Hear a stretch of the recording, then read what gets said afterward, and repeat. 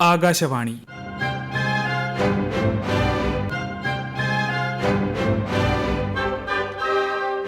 ജില്ലാ വൃത്താന്തം. ഇന്ന് കൊല്ലം ജില്ല.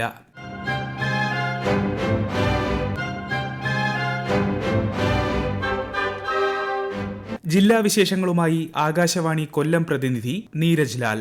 മാലിന്യമുക്തം നവകേരളം ജനകീയ ക്യാമ്പയിന്റെ സംസ്ഥാനതല ഉദ്ഘാടനം കൊട്ടാരക്കരയിൽ മുഖ്യമന്ത്രി പിണറായി വിജയൻ നിർവഹിച്ചു. കൊട്ടാരക്കര സമഗ്ര വികസന പദ്ധതിയുടെ ഭാഗമായി പുലമൺതോട് പുനരുജ്ജീവിപ്പിക്കുന്ന പദ്ധതിയുടെ പ്രഖ്യാപനവും മുഖ്യമന്ത്രി നടത്തി. ഹരിതകർമ്മ സേനാംഗങ്ങൾക്കുള്ള സുരക്ഷാ കിറ്റ്, MCFകളിലെ കൺവെയർ ബെൽറ്റ് സോർട്ടിംഗ് ടേബിൾ എന്നിവയുടെ വിതരണോദ്ഘാടനം മന്ത്രി MB രാജേഷ് നിർവഹിച്ചു. ഹരിത സ്ഥാപനങ്ങൾക്കുള്ള സാക്ഷ്യപത്രങ്ങളുടെ വിതരണോദ്ഘാടനം മന്ത്രി KB ഗണേഷ് കുമാർ നിർവഹിച്ചു. 2025 മാർച്ച് മാസത്തോടെ മാലിന്യം വലിച്ചെറിയുന്ന പ്രവണത ഒഴിവാക്കുകയാണ് ക്യാമ്പയിന്റെ ലക്ഷ്യം. തദ്ദേശ സ്ഥാപനങ്ങളുടെ നേതൃത്വത്തിൽ ഹരിത കേരള മിഷൻ, ശുചിത്വ മിഷൻ, കുടുംബശ്രീ, മലിനീകരണ നിയന്ത്രണ ബോർഡ് എന്നിവയുടെ സഹകരണത്തോടെ മാലിന്യ സംസ്കരണ ബോധവത്കരണ പ്രവർത്തനങ്ങൾ ക്യാമ്പയിന്റെ ഭാഗമായി നടക്കും.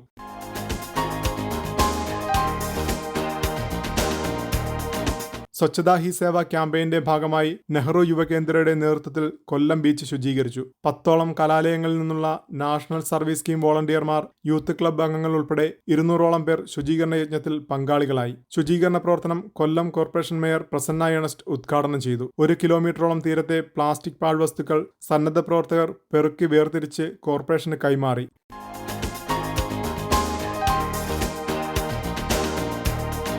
BSNL സിൽവർ ജൂബിലി ആഘോഷങ്ങളുടെ ഭാഗമായി സ്കൂൾ കുട്ടികൾക്കായി പെയിന്റിംഗ് മത്സരം സംഘടിപ്പിച്ചു. മുളങ്കാടകം ഗവൺമെന്റ് ഹയർ സെക്കൻഡറി സ്കൂളിൽ സംഘടിപ്പിച്ച മത്സരത്തിൽ 3 വിഭാഗങ്ങളിലായി 200-ലധികം വിദ്യാർത്ഥികൾ പങ്കെടുത്തു.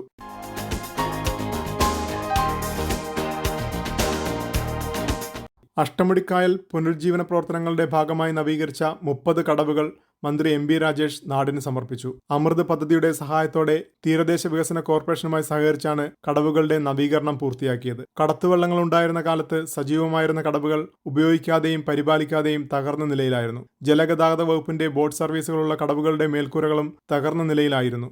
ആവശ്യമായ സൗകര്യങ്ങൾക്കൊപ്പം സൗന്ദര്യവത്കരണം കൂടി നടത്തി നവീകരിച്ച കടവുകൾ വിശ്രമ സങ്കേതങ്ങളായും പ്രയോജനപ്പെടും.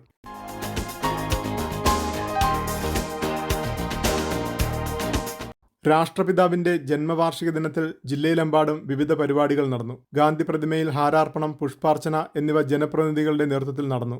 ഗാന്ധി ജയന്തി വാരാഘോഷത്തിന്റെ ജില്ലാതല ഉദ്ഘാടനത്തിന് കൊല്ലം ബീച്ചിലെ ഗാന്ധി പാർക്ക് വേദിയായി. ഗാന്ധി ജയന്തി പദയാത്രയിൽ വിദ്യാർത്ഥികളും സന്നദ്ധ പ്രവർത്തകരും ഉൾപ്പെടെ നിരവധി പേർ അണിനിരന്നു. സേവനവാരത്തിന്റെ ഭാഗമായി ജില്ലയിലുടനീളം ശുചീകരണ പ്രവർത്തനങ്ങൾ ആരംഭിച്ചു.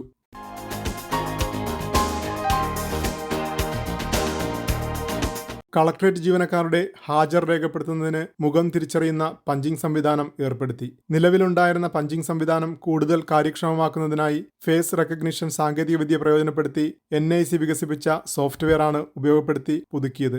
ഹാജർ രേഖപ്പെടുത്തുന്നതിനായി പഞ്ചിംഗ് മെഷീന് മുന്നിൽ ഉണ്ടാകാറുള്ള നീണ്ട ക്യൂവിനും ഇത് പരിഹാരമാകും. GPS ലൊക്കേഷൻ ഉപയോഗപ്പെടുത്തി കളക്ടറേറ്റിന്റെ നിശ്ചിത ദൂരപരിധിക്കുള്ളിലെ ജിയോ ഫെൻസിംഗിനകത്ത് എത്തുന്ന ജീവനക്കാർക്ക് സ്വന്തം മൊബൈൽ ഫോൺ ഉപയോഗിച്ച് ഹാജർ രേഖപ്പെടുത്താൻ സാധിക്കും.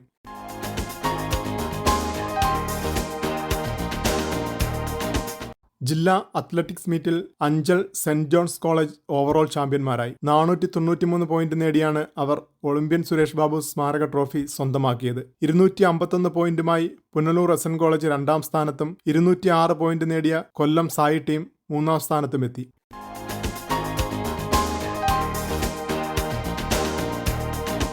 സ്വച്ഛ് ഭാരത് ദിവസിന് മുന്നോടിയായി സ്വച്ഛതാ ഹി സേവ ക്യാമ്പയിന്റെ ഭാഗമായി ശക്തികുളങ്ങര ഫിഷിംഗ് ഹാർബറിൽ ശുചീകരണ യജ്ഞം സംഘടിപ്പിച്ചു. കയറ്റുമതി പരിശോധന ഏജൻസി സബ് ഓഫീസ് കൊല്ലത്തിന്റെ ആഭിമുഖ്യത്തിൽ നടത്തിയ ശുചീകരണ പ്രവർത്തനത്തിൽ MBADA, നെറ്റ്ഫിഷ്, ഹാർബർ എഞ്ചിനീയറിംഗ് വകുപ്പ്, ഫിഷറീസ് വകുപ്പ്, sea food exporters association of India, തീരദേശ വികസന കോർപ്പറേഷൻ, ബോട്ട് ഓണേഴ്സ് അസോസിയേഷൻ എന്നിവരും പങ്കാളികളായി. ശുചീകരണ പ്രവർത്തനങ്ങൾ സുജിത് വിജയൻപിള്ള MLA ഉദ്ഘാടനം ചെയ്തു.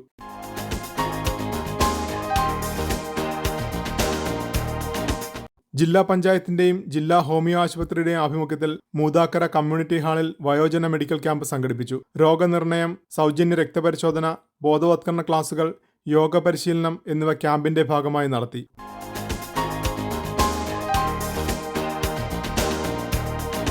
ജില്ലാ വൃത്താന്തം സമാപിച്ചു.